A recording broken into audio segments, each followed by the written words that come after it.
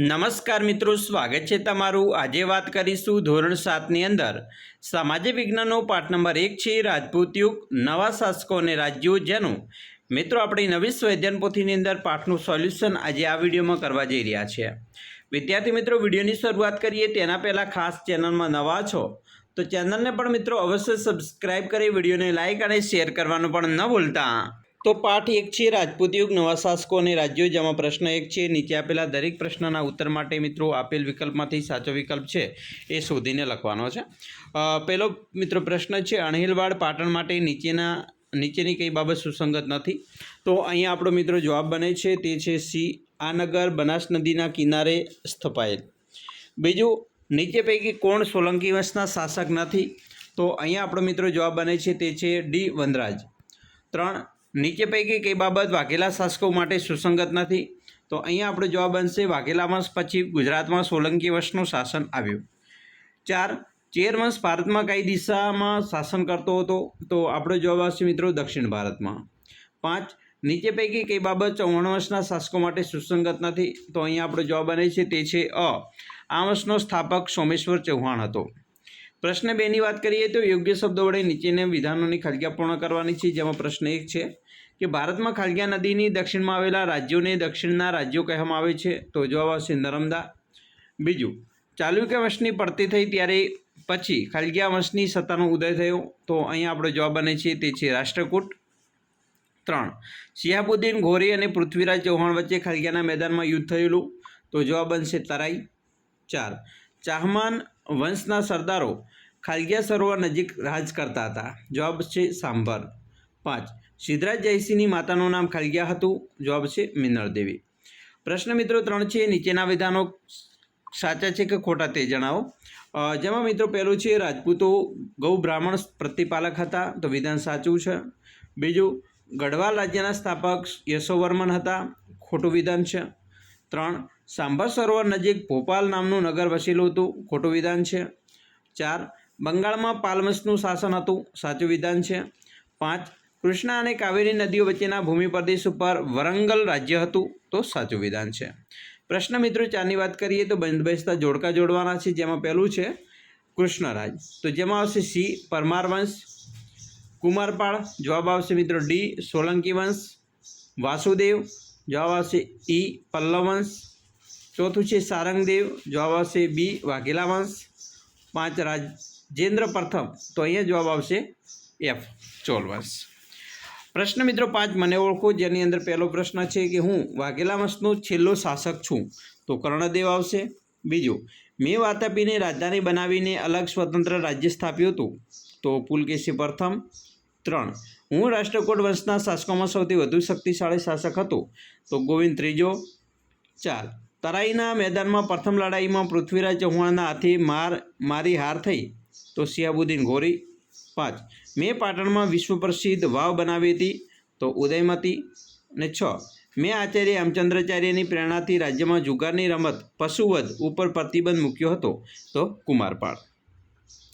મિત્રો પ્રશ્ન 6 એની અંદર છે નીચે આપેલા વિધાનોમાંથી ખોટા શબ્દ ચેકવાના છે, જેમાં પહેલું વિધાન છે કે ગુજરાતના સોલંકી રાજા સિદ્ધરાજ જયસિંહની રાજકુમારીના લગ્ન ચૌહાણ વંશના મિત્રો અહીંયા અણોરાજ સાથે થયેલા, એટલે સોમેશ્વર ચેકી દઈશું। બીજું, પોતાના બાળમિત્ર અણહિલ ભરવાડના નામ ઉપરથી વનરાજ ચાવડાએ મિત્રો નવીન નગરનું નામ અણહિલવાડ પાટણ રાખેલું? અહીંયા સિદ્ધરાજ જયસિંહ ચેકી દઈશું। 3, દક્ષિણમાં ચાલુક્ય વંશની પડતી થઈ ત્યારે રાષ્ટ્રકૂટ વંશની સત્તાનો ઉદય થયો? અહીંયા ચોલ વંશ છે એને ચેકી દઈશું। 4, શેતુંગવન ચેરવંશના શાસકોમાં સર્વશ્રેષ્ઠ શાસક હતો? તો અહીંયા અમન છે એ ચેકી દઈશું। 5, ગુજરાતનું પ્રાચીન બંદર ભૃગુ કચ્છ એટલે કે હાલનું ખંભાત શહેર? અહીંયા ભરૂચ છે અને ચેકી દઈશું। પ્રશ્ન મિત્રો 7માં વર્ગીકરણ કરવાનું છે, જેની વાત કરીએ તો પહેલું છે પરમાર વંશ, જેમાં મુંજ, ભોજ અને સિયક। સોલંકી વંશમાં મૂળરાજ, ભીમદેવ અને કુમારપાળનો સમાવેશ થાય છે। વાઘેલા વંશમાં વીર ધવલ, સારંગદેવ અને અર્જુનદેવનો સમાવેશ થાય છે। પ્રશ્ન મિત્રો 8ની વાત કરીએ તો નીચેના પ્રશ્નોના ઉત્તર 1-2 વાક્યમાં લખવાના છે, જેમાં પહેલો પ્રશ્ન છે કે ખજૂરાના મંદિરો કયા વંશના શાસકોએ બંધાવ્યા હતા? તો મિત્રો ખજૂરાના મંદિરો છે એ ચંદલ વંશના શાસકોએ બંધાવ્યા હતા।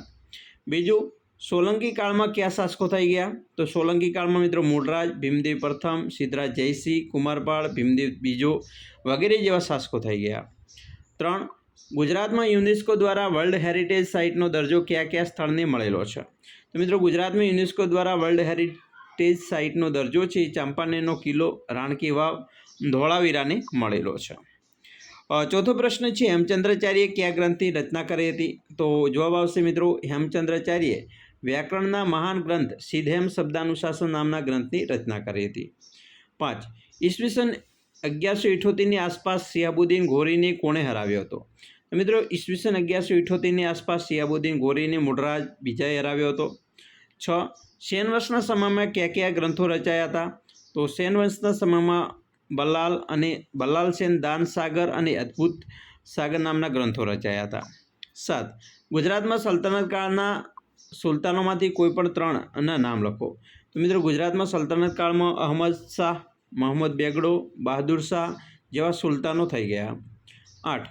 ચાલુક્ય વંશના મહત્ત્વના શાસકોના નામ જણાવો. તો મિત્રો ચાલુક્ય વંશના મહત્ત્વના શાસકોમાં રાજા જયસિંહ, પુલકેશી પ્રથમ, કીર્તિવર્મા, પુલકેશી બીજો જેવા શાસકો થયા. 9. રાજપૂત યુગમાં અમાત્ય મંત્રીઓનું શું કામ રહેતું? તો મિત્રો રાજપૂત યુગમાં અમાત્ય મંત્રીઓનું કામ મંત્રણા કે રાજનીતિ કરવાનું હતું. 10. રાજપૂત યુગમાં કર ઉઘરાવવાનું માળખું કેવું હતું? તો મિત્રો રાજપૂત યુગમાં જમીનની ઉપરનો છઠ્ઠો ભાગ કર તરીકે ઉઘરાવાતો, તેમજ બંદરો અને નાકા ઉપર તથા સિંચાઈ ઉપર કર ઉઘરાવવામાં આવતો. પ્રશ્ન મિત્રો 9ની વાત કરીશું. નીચેના વિધાનો માટે કારણ આપવાનું છે, જેમાં પહેલું વિધાન છે કે તરાઈની લડાઈ ભારતના ઇતિહાસમાં સીમા ચિહ્નરૂપ મનાય છે. તો એનો જવાબ મિત્રો જોઈએ તો ઈસવીસન 1191માં થાણેશ્વર અને કન્નલ વચ્ચે આવેલા તરાઈના મેદાનમાં શિહાબુદ્દીન ઘોરીને પૃથ્વીરાજ ચૌહાણ સજ્જડ હાર આપી. તે પછી 1992માં પૃથ્વીરાજ ચૌહાણની હાર થઈ અને દિલ્હીના તખ્તા પર મુસ્લિમ સલ્તનતનો ઉદય થયો. આથી તરાઈની લડાઈ ભારતીય ઇતિહાસમાં સીમા ચિહ્નરૂપ મનાય છે. 2. મિનળ દેવી આદર્શ રાજમાતા હતા. જવાબ તો મિત્રો સિદ્ધરાજ જયસિંહની માતા મિનળ દેવી આદર્શ રાજમાતા હતા. તેમણે પ્રજાને ન્યાય આપવા અનેક કામ કર્યા હતા. સોમનાથનો યાત્રાળુ વેરો બંધ કરાવવામાં અને ધોળકામાં મલાવ તળાવના બાંધકામમાં પણ તેમનો નિર્ણય હતો. 3. ભોજ પરમાર વંશના સૌથી શ્રેષ્ઠ રાજા માનવામાં આવે છે. એનું વિધાન સમજાવો. તો મિત્રો ભોજ પરમાર વંશનો સૌથી શ્રેષ્ઠ રાજા હતો. તેની ખ્યાતિ ભારતના એક આદર્શ અને લોકપ્રિય રાજા તરીકે થઈ હતી. રાજા ભોજે ધારાનગરીમાં એક મહાશાળાની સ્થાપના કરી હતી. ફરતી ટેકરીઓની વચ્ચે તેણે ભોજપુર નામનું સુંદર નગર પણ વસાવ્યું હતું. 4. કુમારપાળ પ્રજા કલ્યાણી શાસકો હતો. તો મિત્રો જવાબ છે કે રાજા કુમારપાળે આચાર્ય હેમચંદ્રાચાર્યની પ્રેરણાથી રાજ્યમાં જુગારની રમત, પશુવધ ઉપર પ્રતિબંધ મૂક્યો હતો અને અહિંસાના પાલન માટે કડક આજ્ઞાઓ કરી હતી. આથી કહી શકાય કે કુમારપાળ છે એ પ્રજા કલ્યાણી શાસક હતો. પ્રશ્ન મિત્રો 10 છે, ટૂંક નોટ લખવાનો છે, જેમાં પહેલું છે રાજપૂતોના ગુણો. તો મિત્રો રાજપૂતો બહાદુર હતા, એટલા જ ટેકીલા હતા. આપેલા વચન પ્રાણને ભોગે પણ પાડતા. દુશ્મનને પીઠ બતાવવા કરતાં તેઓ મૃત્યુ વિશેષ પસંદ કરતા. તેઓ ગૌ બ્રાહ્મણ પ્રતિપાલક હતા. શરણે આવેલાનો તેઓ કોઈ પણ ભોગે રક્ષણ કરતા. લડાઈમાં પણ અધર્મ આચરતા નહીં. બીજું, રાજપૂત યુગની શાસન વ્યવસ્થા. તો રાજપૂત યુગમાં મિત્રો રાજાનું પદ વંશ પરંપરાગત હતું. રાજા જ્યેષ્ઠ પુત્ર રાજ્ય અધિકારી બને તેવું ન હતું. રાજા પોતાના પુત્રમાંથી ઉત્તરાધિકારી તરીકે કોઈપણ એક પુત્રને યુવરાજ બનાવતા, જે પાછળથી રાજા બનતો. આ સમયે મંત્રીઓના 2 પ્રકાર હતા, એક અમાત્ય અને બીજો સચિવ. અમાત્યનું કાર્ય મંત્રણા કે રાજનીતિ કરવાનું હતું, જ્યારે સચિવનું કાર્ય લડાઈ તથા સુલેહનું હતું. દરેક પ્રકારની નીતિઓમાં અંતિમ નિર્ણય રાજા કરતો હતો. આ સમયે શાસનના અમલદારોમાં મહાપ્રતિયાર અને દંડનાયક જેવા હોદ્દાઓ પણ અમલમાં હતા. પ્રશ્ન મિત્રો 11 છે, જેમાં માગ્યા મુજબ પ્રવૃત્તિ કરવાની છે કે ભાઈ તમારા ગામ કે શહેરની આસપાસ જૂના સમયના સ્થાપત્યની માહિતી મેળવી તેના વિશે નોટ તૈયાર કરો. મિત્રો આપણે અહીંયા સયાજીરાવ ગાયકવાડની વાત કરી છે, તો એવી રીતે તમે તમારા વિસ્તારની અંદર કોઈપણ પ્રકારની જૂના સમયના સ્થાપત્ય હોય તો એના વિશે પણ લખી શકો છો.